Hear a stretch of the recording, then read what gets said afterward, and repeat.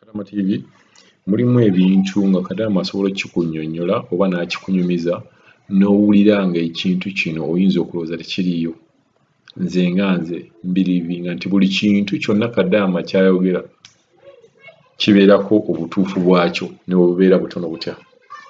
Tubagamba nnyo nti waliwo bakadaama kati abakolerera emmere, waliwo bakadaama abatafuna wadde n'ekikumi, abantu ne mukiwakana. Ngenda kukuleetera Kadaama ono akunyumiza story ye nga abadde afuna emitwalo 2 bw'asukuma e Uganda ne bamusala emitwalo 2 n'abeera ng'afissa emitwalo 18. Ddala mu butuufu kiki ky'oba okola e Buwarabu?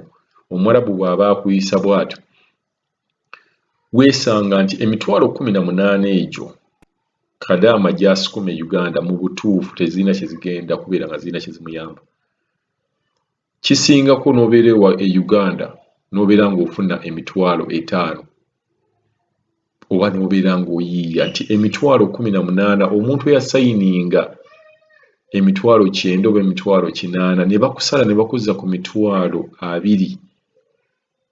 Ekintu kino tukivumirira nnyo abantu abakikola ate kampani, kuba abane kampani tugenda tubagamba nti bw'obeera nga muvuddeyo ne mbeera nga mugamba nti mutwala abaana bano temubatwala butwazi nti bumala obatwalayo ne kiggwa, naye tubeera twagala bwe mbeera mubatutte ate mubalwanirire. Naye ddala omuntu afuna atya emitwalo 2?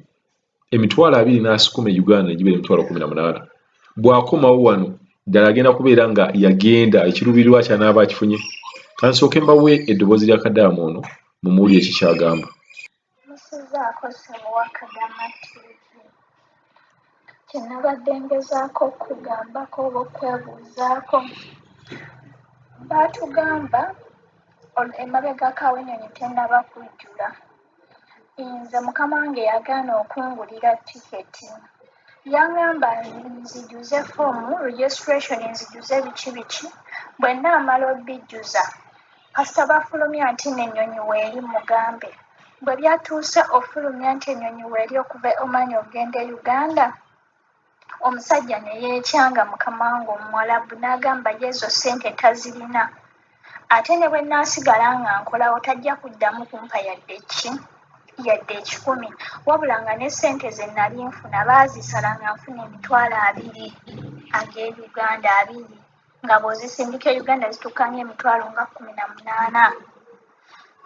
Kaakati ne nkubira ab'ewaka ne mbagamba munnaye mukuŋŋaanyeeyo ku busente nsobole okukola ki okukomawo ewaka nga bw'omanyi process ez'okukuŋŋaanya ssente okukwata ate bazisindike. Zaagenze omala otuuka eno okuddamu okubira bali eri abalina obbikolako nga baŋŋamba nti n'ennyonyi yajjudde.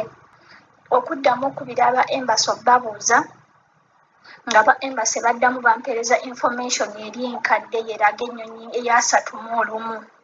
Nga mbagamba olwedde n'ennyonyi baatugambye yajjudde ate olwedde mbabuuza ate era ye information gye muddamu okumpeereza.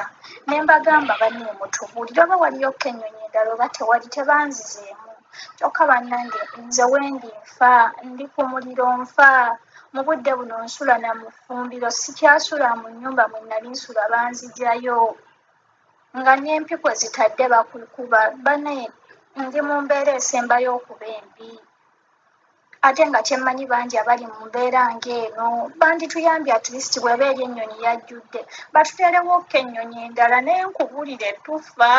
Banne tufa tusaanawo, bannaffe bafa. Kati naffe tetumanyi lwanja. Nze bwe lukya ngamba Mukama lukedde naye simanyi we lunaazibira. Batuyambe bannaaye.